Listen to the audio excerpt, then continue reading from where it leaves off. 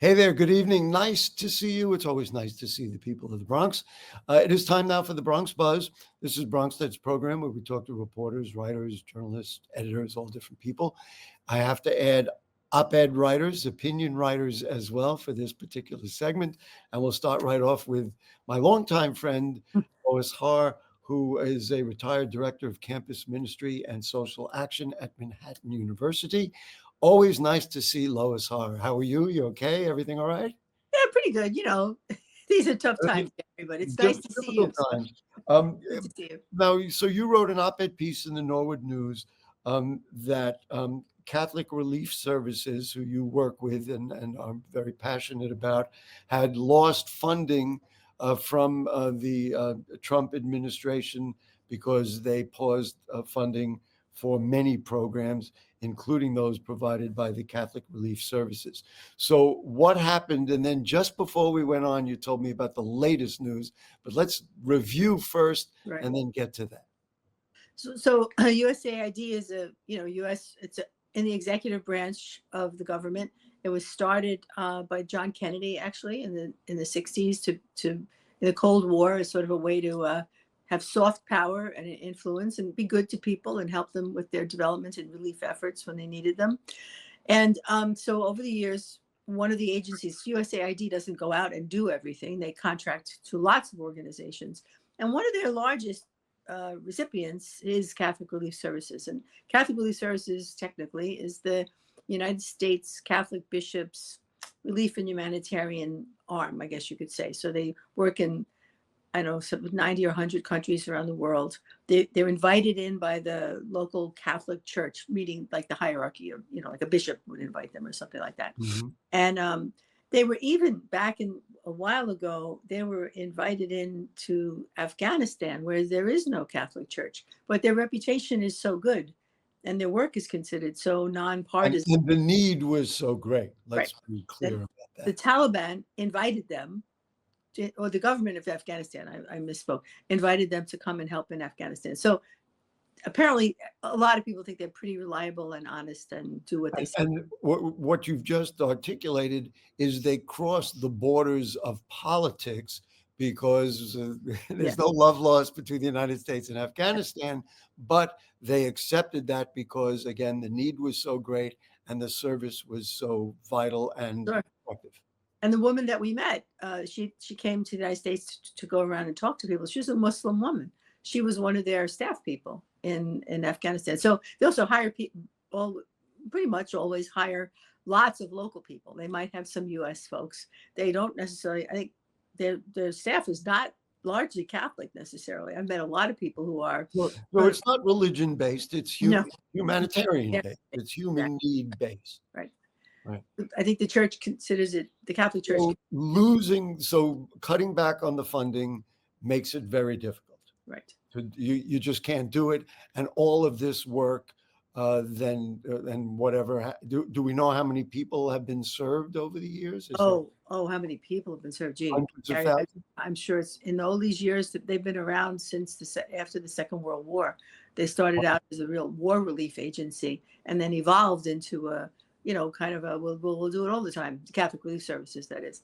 So it probably is millions of people, actually, over 70 years or whatever. Wow. 80 years. I was thinking hundreds of thousands. Yeah, I think I could look that up, I guess, but it's many, many, many people. Right. And in the piece that you wrote in the Norwood News, let's see, you saw in Kenya, you saw peacemaking projects. In Palestine, you visited a fair trade olive wood workshop, purchased embroidered textiles from a women's group. In Rwanda, you met women, some genocide widows, learning new techniques to grow nutritious food, et cetera, et cetera, et cetera. That's the kind of work. And you have personally done that literally all over the world. Well, I think I concluded the piece by saying I've been to 5 countries on 3 continents. And, I was there I didn't go work for CRS. I was there with students and on educational trips with the college, now university. And, we'd go with maybe 8 or 12 students and a couple of advisors or chaperones or what have you. And we would visit various projects. And we always, wherever we could, we would try to visit a CRS project. And they were very, very hospitable to us. They liked to show it to U.S. folks because the money mostly comes from the United States, right, to support it's the U.S. Catholic Bishops Project. So, so I saw people doing these things. I mean, one of the things I really want to mention, Gary, that I think is so tragic in Kenya, I did see peacemaking in a slum, or they call them, I guess they call them slums, in Mathare, and it was in a community where different tribal folks had some tension, so they developed these peacemaking programs. But the other thing I saw in Kenya was we visited a hospital, and I had been saying to the students, when you talk about social justice and social change, sometimes people have heard that story about there's a guy walking along the ocean and he sees a kid throwing starfish back in the ocean. And the guy says, you can never save all the starfish. What difference does it make? How does it matter? And the kid picks one up and says, matters to this one. And he throws it back in the ocean. And I said to students, that's nice. I said, but actually on some of the social problems, what we need is to change the ocean. We need to change the tide, right? So I use that analogy in Kenya with the guy directing this program of PEPFAR, the President's Emergency Relief Program for AIDS Reduction or whatever, right? And the guy said to us, wait a second, stop. He said, this is something George Bush did, this George Bush, the son. He put this investment into Africa for AIDS. And the guy said to us, and that changed the tide. Wow. So that's a big one. So this is a big thing. And the being selfish, let's say in the mind of, let's say, Donald Trump, the value to that's this, scary, Gary. but the value to this for America is when people in other parts of the world are healthier, we're all healthier. Yes. It makes from bacteria and viruses and all, they don't know that there are borders out there. So you told me this morning, and I hadn't seen it. Now we're recording this Thursday on March 5th. But you told me this morning that the courts did something that was of some significance here. Right. So the lower courts had ordered the administration to resume USAID funding. It had been cut in the big announcement and all that. And then they told them they had to restore it, and they didn't agree right away and challenged it. And it went to the Supreme Court. And this morning, apparently, I've seen a couple of things go by, that the Supreme Court upheld that decision and told them they have to reinstate the funding. Now, the thing is, for a place like, okay, great, that's very good, right? I mean, that sounds like a good thing. And it is a good thing.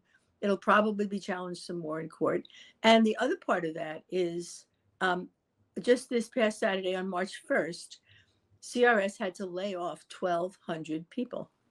So 1,200 people. And they only have about 4,000 or 5,000 people working anyway. So that's like a third of their workforce. So I don't know how this is the Department of Government efficiency in the least. So even if the money is reinstated as the Supreme Court has ruled, but of course now, or a lower court, whoever it was, and there's going to be, there's going to be more court challenges, you may not have the personnel to deliver the services and operate the system. Here, stupid question of the day. What happens to those 1,200 people? Well, someone got in touch with me to ask if I would give a good word for them at another nonprofit that they were going to work for. So I mean, that's what people are doing. They're scrambling. Just try and find another job. And you have to have some expertise to work, especially to work in the field. But anywhere, I couldn't actually work for CRS, for a salary, because I'm not technically skilled enough. I can bring students there, and I can. That would shock me, Lois. You are quite skilled. I would have to know spreadsheets and probably viral medicine or something better, And that's the kind of people they hire. They hire engineers, water experts, agronomists. People have real skill sets to do what people need in the countries where they're working. So it's not like this is some fly-by-night, let's throw money around to people. They're doing real, important life-saving work. And I mean, it's very sad. Now, I'm going to quote from your piece. I am a witness to life-giving training, support, and profound respect for all human dignity. supported by Catholic Relief Services in 5 countries on 3 continents. This is fascinating. I didn't run into a single radical lunatic, in case you're wondering. So this money is not a case of, some sort of politic or, Democrat, Republican, or democracy versus dictatorship, which of course now the lines are blurred when it comes to the United States of America. But this was purely really to help people do better. And of course, any country that does better, where people are helped is a good thing. It's enlightened self-interest, Gary. Is it particularly ironic or disturbing? I don't know how to characterize it, that the Trump administration boasts of being, religious and faithful and church-based and God-fearing, and that's what they, he sold Bibles, which is, and yet here in the most fundamental human support, human rights, valuing human beings, this is how they treat it. It's just beyond belief, really, which I don't really think they have any. But so, for instance, one of the most frequent, a friend of mine just told me that in the Torah, so in the, I'm a Catholic, so I refer to it as the Hebrew scriptures, but in the Torah, one of the most repeated phrases is to care for the stranger in the land, because you were strangers in Egypt. God says this, and that God saved the people. And then in the Christian scriptures, we have these stories about the big one that Pope Francis will talk about, and anyone teaching this sort of social justice would go to the story of the Good Samaritan. And we talk about the Good Samaritan. It's a phrase in our language now, right? That a guy I fell down, a guy helped me up, or I got a flat tire, some stranger came by and helped me. We say that's a Good Samaritan now, right? But back then, Jews and Samaritans were like, they didn't talk to each other. They were. We're almost out of time. Okay. But the Samaritan helped the guy who was not. I'm going to give you the Jewish side because I am Jewish. Yes. It's called Tikkun Olam, and it means repair the world. See, I filled it in. You see, we're on the same page, even though we come from different places. Well, we still come from the Bronx, and that's right. So there it is.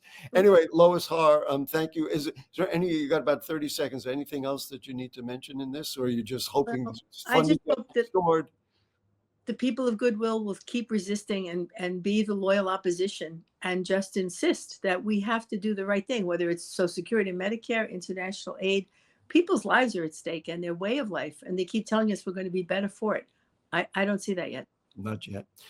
Lois Harr, retired director of campus ministry and social action at Manhattan University. Thank you for everything, even just being my friend. That's worth it all. Thank you. All right. So we'll take a short break, folks. And when we come back, you're going to love the filmmaker we have coming up next. Okay.